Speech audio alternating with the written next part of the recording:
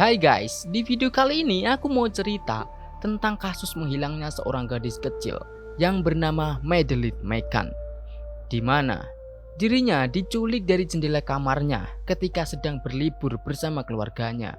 Yang jadi pertanyaan gua, kok bisa? Apa orang tuanya meninggalkan begitu saja atau gimana? Anjing. Tapi sebelum itu gua minta bantuan kalian buat support channel gua biar makin berkembang dan makin semangat buat upload video setiap hari. Oke, terima kasih. Dan bagaimana ceritanya? Langsung aja kalau udah siap. Inilah kasus Madeleine McCann.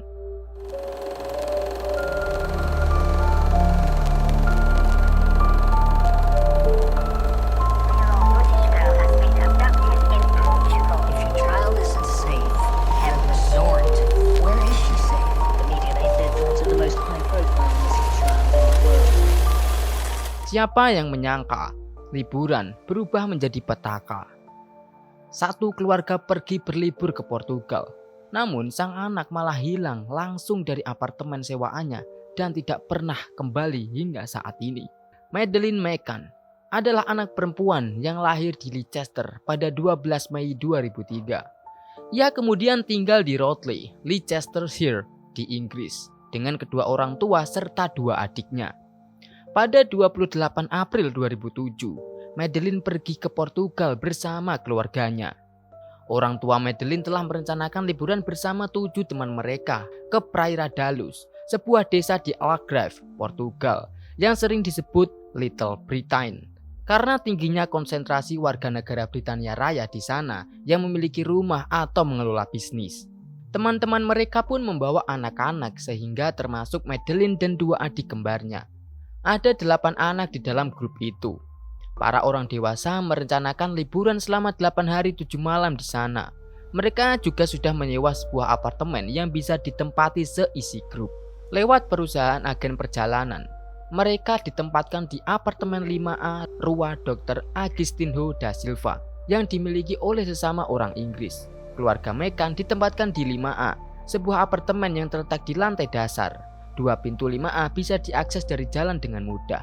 Pintu terasnya yang mengarah langsung ke balkon dan ruang tamu, menghadap langsung jalan raya lewat sebuah tangga kecil. Pintu utama 5A bisa diakses dari seberang jalan raya, sebuah resort. Kelompok McCann lain ada di apartemen 5B, 5D, dan kamar lain yang terletak di lantai atas. Madeleine dan dua adiknya tidur di kamar yang terletak di sebelah ruang tamu. Ada satu jendela setinggi pinggang di kamar itu. Pada 3 Mei, para orang tua meninggalkan anak-anak mereka di apartemen untuk makan malam di restoran dalam apartemen yang hanya berjarak 55 meter dari kamar. Mereka berangkat ke restoran pukul 20:30. Saat itu, Madeleine dan adik-adiknya sedang tidur. Para orang tua memakai sistem rotasi untuk bergantian mengecek anak-anak. Pada pukul 21:15, salah satu teman orang tua McCann melihat ada pria berjalan dari arah apartemen mereka. Pria itu sedang menggendong seorang anak kecil yang tertidur. Namun saat itu sudah malam, sehingga sulit untuk sang teman melihat wajah si pria maupun anak yang dibawanya. Pada pukul 10 malam, ibu Madeleine baru mengecek lagi apartemen. Ia menyadari Madeleine sudah tidak ada di kasurnya. Madeleine telah hilang.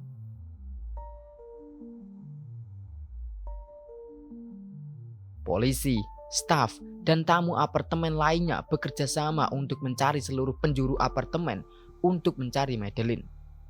Namun, Madeleine tetap tidak ditemukan.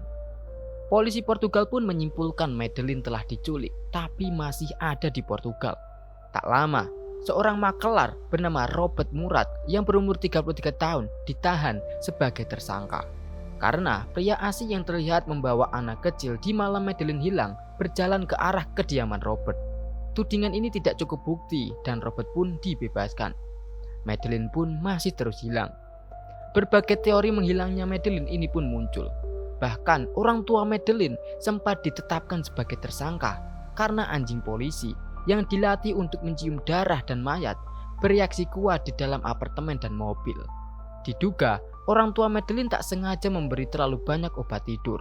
Karena panik dan takut di penjara, pasangan McCann pun membawa mayat Madeleine pergi menggunakan mobil untuk dimusnahkan, lalu berlagak kalau sang putri ini hilang. Anjing, plot twist banget ya tudingannya. Tentu saja mereka menyangkal tudingan ini mentah-mentah. Lagi pula ada tingkat kesalahan deteksi oleh anjing polisi hingga 78%. Ada juga teori kalau Madeleine adalah korban pembobolan yang gagal. Ketika itu ada perampok yang membobol apartemen Meghan dan Madeleine terbangun. Nah, ketika Madeleine terbangun kan menjadi saksi para perampok. Untuk memastikan mereka tidak akan dicari polisi, para perampok pun membawa pergi Madeleine dan membunuh anak kecil itu. Namun teori ini tidak terbukti karena tidak ada benda berharga yang hilang di apartemen. Dugaan kedua adalah pedofil. Rupanya, apa yang belum diketahui keluarga Meghan saat mereka liburan di Algarve adalah daerah itu sarang pedofil. Saat itu, ada sekitar 30 pedofil di sana. Modus operandi para pedofil ini mirip dengan dugaan penculikan Madeleine. Menyusup ke apartemen tempat turis berlibur dan mencabuli anak-anak. 5 kasus terjadi sebelum hilangnya Madeleine. 2 kasus terjadi setelahnya. Salah satu bahkan terjadi sebulan sebelum kasus Madeleine. Namun polisi meragukan pedofil di Algarve jarang mengambil resiko membobol rumah untuk menculik anak. Nah, setelah 10 hari menghilang, polisi menyampaikan pada orang tua Madeleine untuk mulai mengikhlaskan kalau sang buah hati tidak lagi dalam kondisi hidup. Wow. Ada satu situasi pengecualian yang memungkinkan Madeleine masih bernyawa. Namun ini adalah teori yang paling mengerikan, yaitu perdagangan anak. Madeleine kemungkinan diculik lewat jendela kamarnya oleh kartel perdagangan manusia Belgia. Mengingat pesanan anak Eropa dari Afrika ini semakin banyak, kartel itu kemungkinan sudah menargetkan Madeleine sejak awal. Apalagi Marina Lagos terletak dekat dengan apartemen, sehingga penculik kartel bisa langsung mengirim Madeleine ke Maroko menggunakan perahu. Hingga saat ini berbagai tersangka sudah ditetapkan, namun akhirnya dicoret karena tidak ada cukupnya bukti atau adanya alibi, seperti orang tua Madeleine sendiri. Sebagaimana sang tersangka masih misterius, begitupun keberadaan maupun nasib Madeleine.